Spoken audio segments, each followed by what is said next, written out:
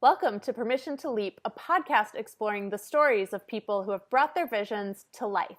Each week, I speak to an inspiring guest and navigate the process they took to take the leap in their own lives, from the day that they first committed to the day they landed on the other side. Permission to Leap is the spark that will push you to believe in your dreams again and make them your reality. Today's guest is Erika Cruz. Erika is co-founder and author of Amazon #1 best-selling book, Passionistas, Tips, Tales, and Tweetables from Women Pursuing Their Dreams. She's a TV personality and an inspirational speaker in the Girlboss and millennial empowerment movements. Erika runs performance and mindset coaching called the Boss Babe Blueprint, which aims to improve the human experience. Erika has worked with brands like The Wrap, NBC Universal, the CW. Her brand features already empowering women, empowering humanity. She is the host of San Diego Fashion Week and Variety's A Night of the Stars. Erika was recently called a Boss Babe Extraordinaire by Marie Claire. She's been featured as an inspirational woman by the Huffington Post and named Author of Influence 2017 by the California State Senate.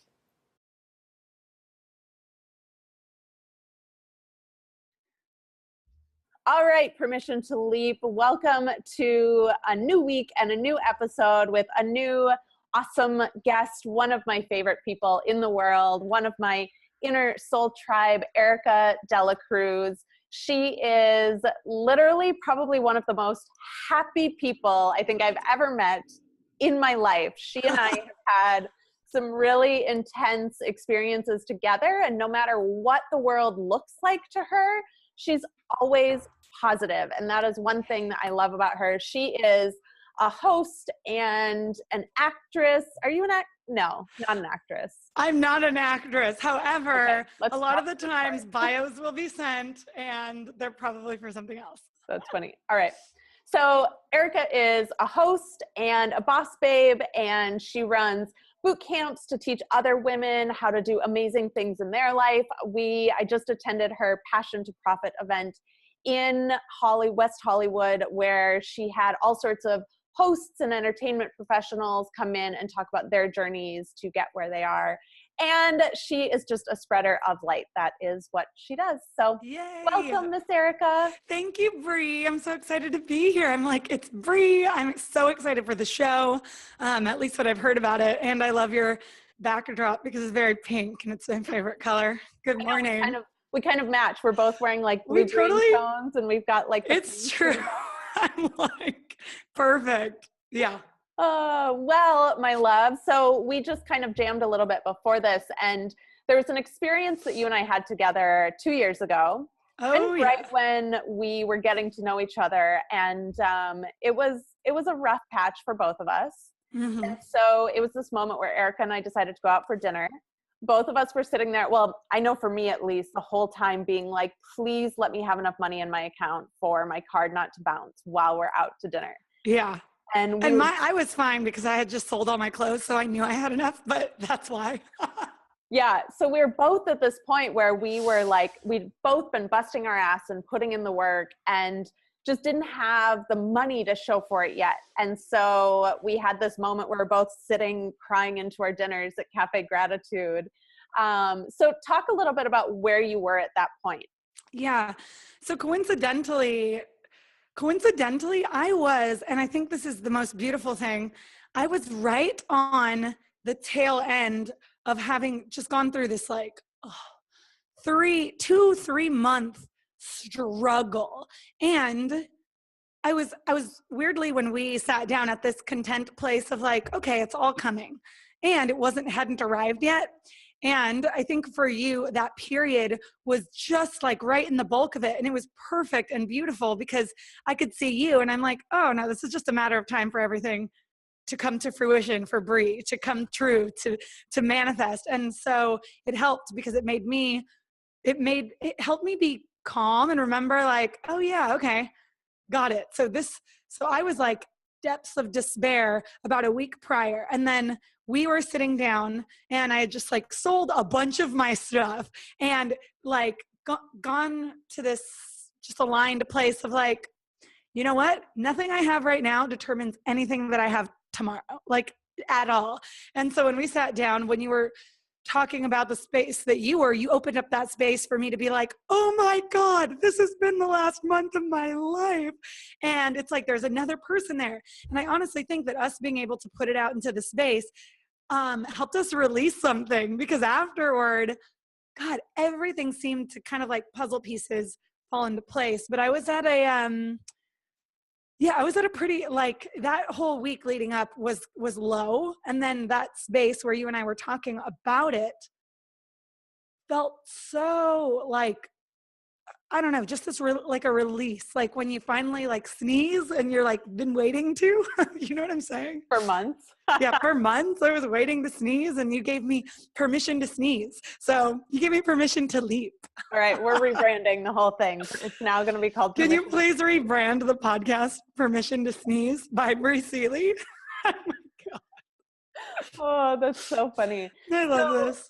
One of the things that I love about you, and as much as, you know, you and I have both gotten into these places of despair that we've shared with one another, you always have such a positive outlook on it, whether it's like, I just have to sell all my clothes and that's what I have to do. Yeah. Or like, you know, I've stood in line at the food stamp place. And like, I mean, like, we've both had these incredible lows. So how do you have that experience and know that that's not truth? Like, that's not you.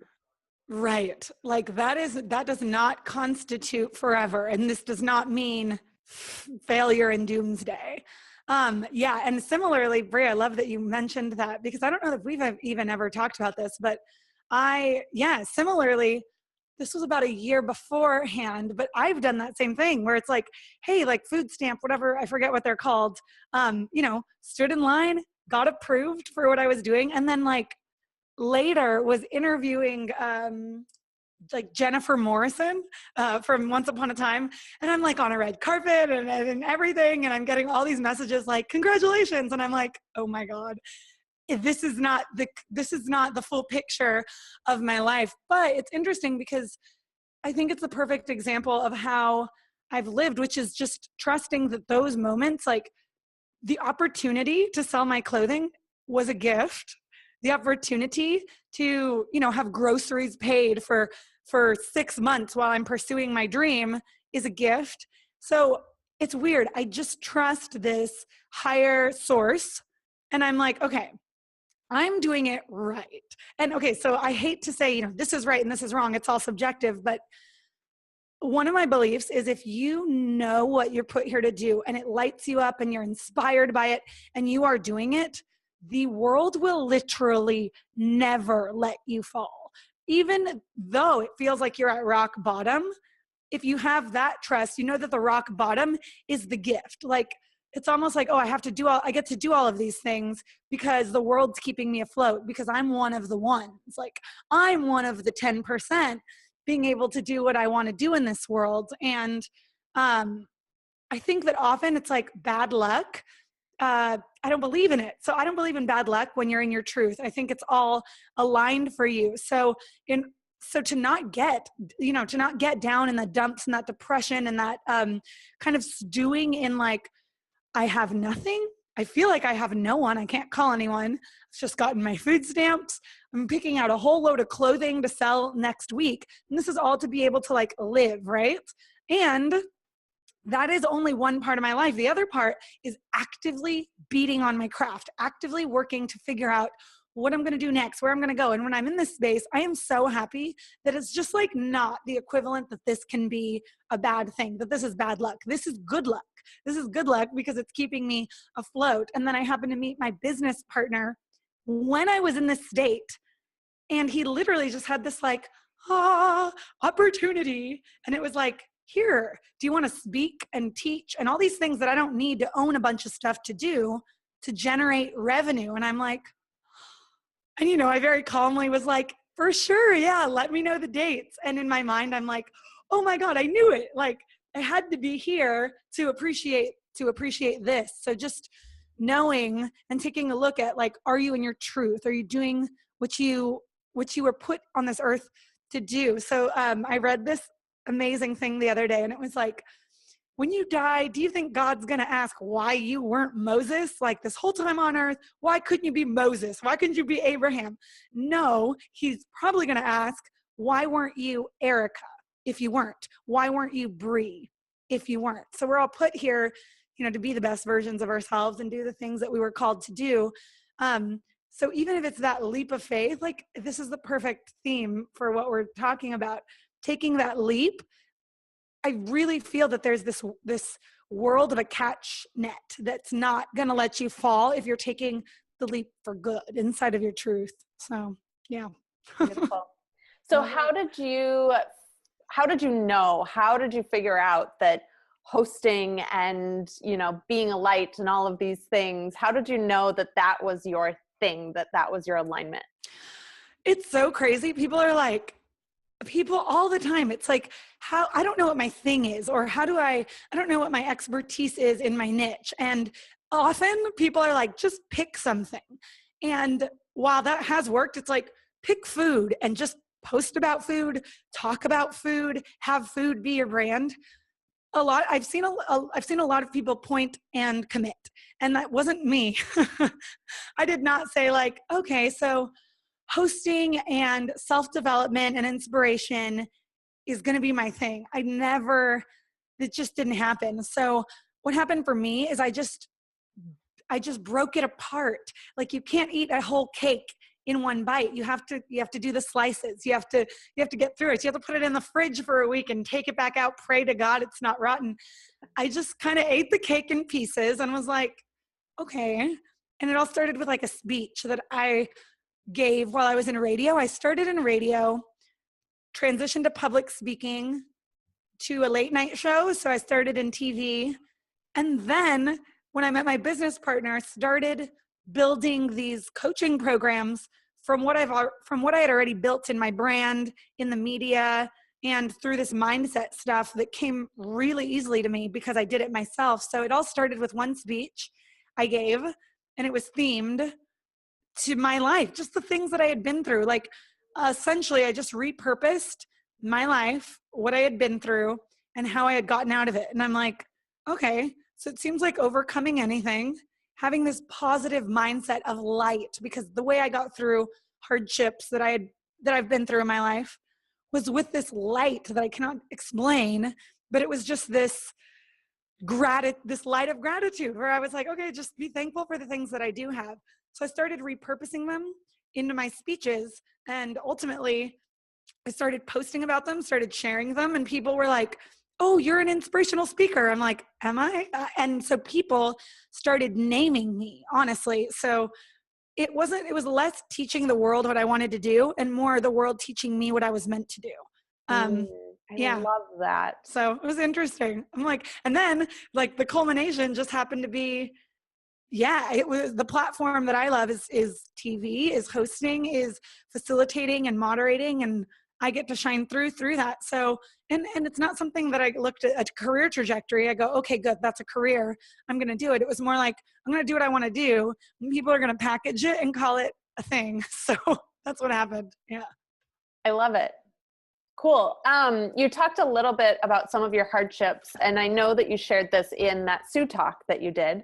Will you give us just a little bit, because, it's so easy for us to sit here and be like two privileged women that, but talk about, because you've literally like lost it all before, like more than just being in a food stamp line, like lost everything. Yeah. Yes. And it's so funny, Bree, you discover things through interview, right? Or through just now I go, oh my God, that's probably why I wasn't like, this is the end of the world later when I was selling my clothing. I hadn't thought about that in a really long time, but essentially 2008 and 2009 happened, and the economy collapsed big time, and the house I grew up in wasn't able to be saved, and neither was any item that I've ever owned. Like nothing that I had except for what fit in a Honda. I didn't even own it. I had this little Honda Accord that was like a 1993, and I had everything from college, but then I went back home for a summer from college. So I'm 19 years old. I get back home. They don't let me in my house. I can't find my parents. My dad, totally transparently, was in depression, hardcore, deep set depression, because our business also closed, that they had for longer than I was alive. And so that was what he built. So he just took it hard. So he was kind of gone, and I was trying to figure out where he was. My little sister ran away, and then my mom was trying to fashion up this little house for us to live in for the summer, but ultimately it sort of fell through. And she had this mental break where she said, like, you know, I've grown up middle class with all these lavish things. My whole world has been inside of what I have and what I built, and now I've lost all of that. So she chose to retreat into actual homelessness. And that was difficult because through all this, building all of this, we lost communication for about 5 years. And for a girl like just getting into college where, you know, stereotypically we're supposed to be best friends with our moms now, like the bad teen years are over, I almost felt guilty because I wasn't able to be there for her. And then all the while also feeling like I was left and had no one to be there for me. So I lost all my items with the house. The storage units were sold to the state of California. And simultaneously, I lost what I knew to be my immediate family. And so I was just done. I was like one human. And luckily, it was through these like little pockets of people that came out that were like, we believe in you. Like, for some reason, just kept me going. And I'm like, well, I guess I can drive this car back to college. And then I started learning about financial aid, and I drove it back to college, no one knowing like what had happened that summer. And I just kind of put my life into writing for scholarships and of course working. So I worked my way through college, but it felt like there's nothing left to lose. And honestly, I think it was the biggest gift I've ever had, because like, it's so interesting that we bring this up, because at the beginning we were talking about, you know, waiting in that line or selling all your clothing. And to me, I'm like, a thing is a thing. Like, stuff is just stuff. Like, my grandmother's urn, which was also sold into storage into a flea market that I got back, I didn't realize was ever gone, because I had the memory of her, the lessons. And it's just like, so I'm selling my clothing, you know, fast forward 5 years later when I'm transitioning into my career. And there's nothing that ever constitutes that is any predictor of where you're going. Cause like, it like launched me into the leap to where my business blew up the next month. And so, yeah, for everyone out there, like, if you are in this space, thank God. Like, it's so great to have nothing, because then you are totally open to receive, because you can't ever receive anything if your hands are full with all this stuff that you don't need. So, yeah, I think it's just sort of like, I guess it made me kind of like bulletproof in that area, where I'm like, take anything you want. Like, I've just, you know, I've got me, whatever I need to then regenerate, it's going to be there. So, Yeah. yeah. And, you know, we've heard stories like that, or not stories like that, but this idea that like, all you need is yourself, and, you know, all these like super cliche things, but you know, it's true. It's so true. And I love how obviously you're able to reflect on it now, but, you know, were you just in such survival mode back then that you were just like, I got to go back to college and do this and this and this, that you just like didn't? Yeah. So I did not know what hit me until a year after, like, I got back into college. You know, when you have, you know, when people say they're attacked and then this adrenaline comes over them and they like kill a tiger and they don't remember it. I feel like after all that happened, it was like, there's no choice but for me to go get this job. I got this job at Jamba Juice back in my hometown, started saving. And luckily here's a fun one. I moved in with my high school sweetheart and his parents for the summer. And I was actually going to like break up with him at the time, but I go, nope, can't do that. So, and through their encouragement, I just like, there was no other option. It was like, okay, Erika, like, you're a winner. I've never done a drug in my life. I just was like, there were so many routes that I was presented with, and somehow I knew, like, through having the friends that I still had, the the little pockets of like extended family or these close friends that I grew up with came out of the woodworks and like were it wasn't really stated as much as it was felt that they were like, how are we getting back now? How are we going to college? So I'm like, okay, here I go. And then I got there, and it was probably like half a year in where I was starting to be like, okay, I don't really have anyone, because tax season came. And as a college freaking student, you call your parents, because I had no idea how to do my taxes. And I was seeing like my roommates who were like 4 girls, and I was like looking around, and they were just like calling their family to figure out how to do their taxes. And I think that's when I finally, it's the weirdest thing, that it's like these little things that come up and you're like, oh my God. But at that time I go, oh man, I can't call my mom. What do I do now? And then I started getting really depressed. And like, it wasn't a steady depression. It was like fine. And then like, if I'm like left alone in a corner, there were tears type thing. And yeah. And so like, I remembered walking up to my financial aid office at the university, and essentially these finance majors in college could do your taxes for you. And I'm like, okay. So I handed it over, and yeah, it was ups and downs of depression. And these little family friends I'm referring to, like an aunt of mine came out of nowhere and was like, you know, like whatever it is that you're doing, I need you to go talk to someone, because even though you're not in it now, it's going to leave some sort of scar. And even if it's a positive one, you need to talk to someone. And so I ended up going to my very first like therapy thing at the college. And I'll never forget this gentle, sweet guy. His name was Robbie.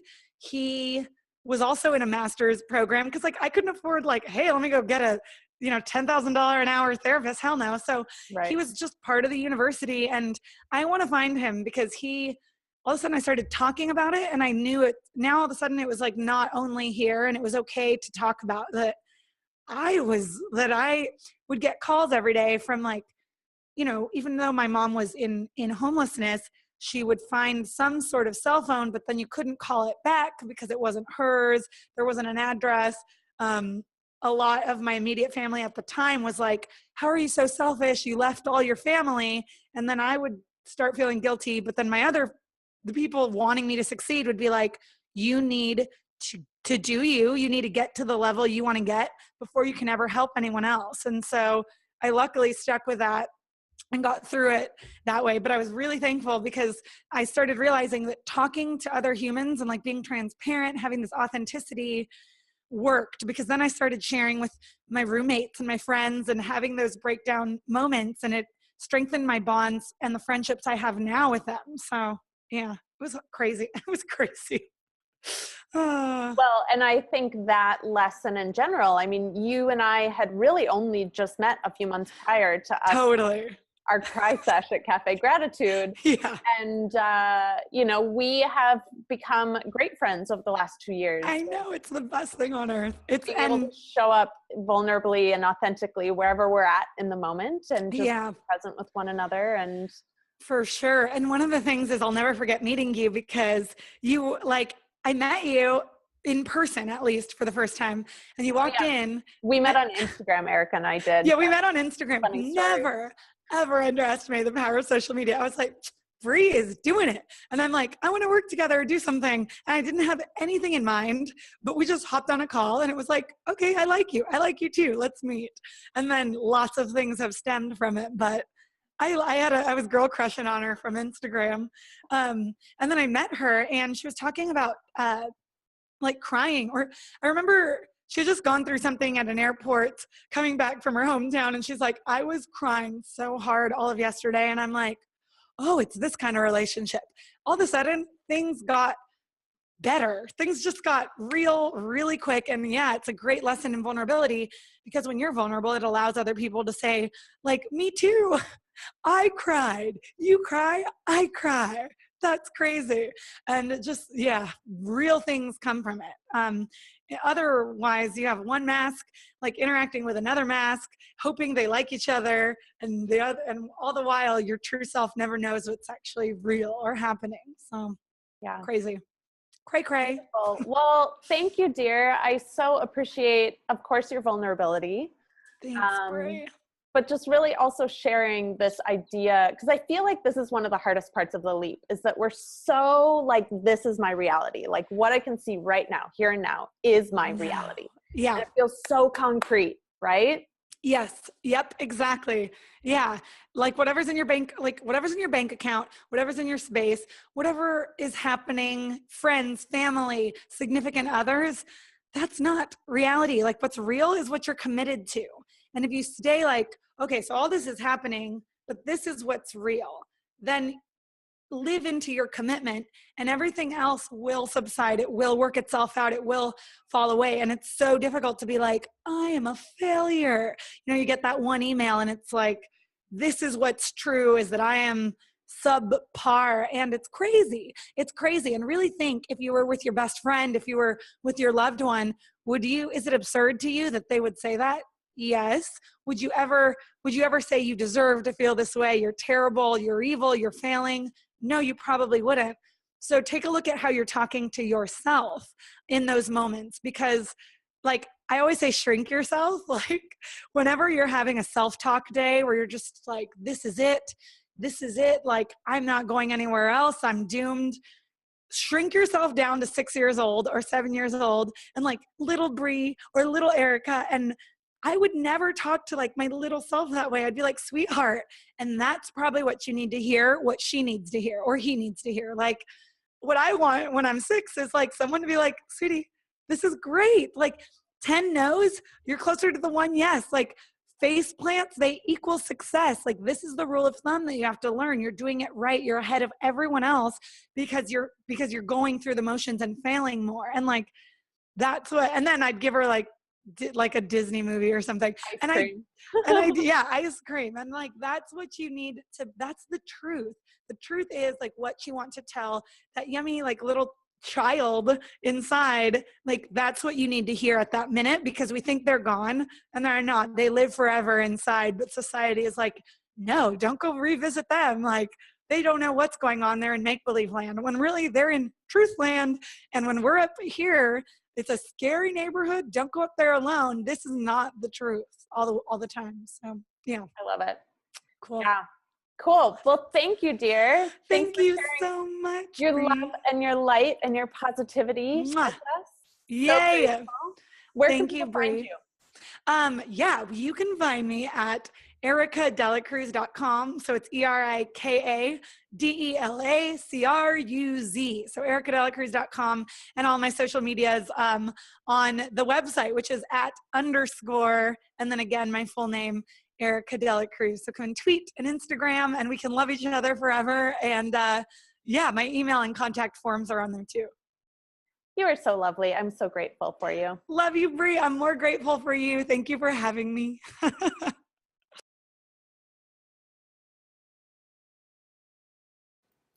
Thank you again for joining me for yet another fantastic episode of Permission to Leap. If you're looking to take your next big leap, be sure to check out my book that guides you through the 6 phases of the leap process at http://permissiontoleap.today. My book will support you in moving through your leap with more clarity and ease, because there needs to be more people in the world like you living an inspired life and making a positive difference.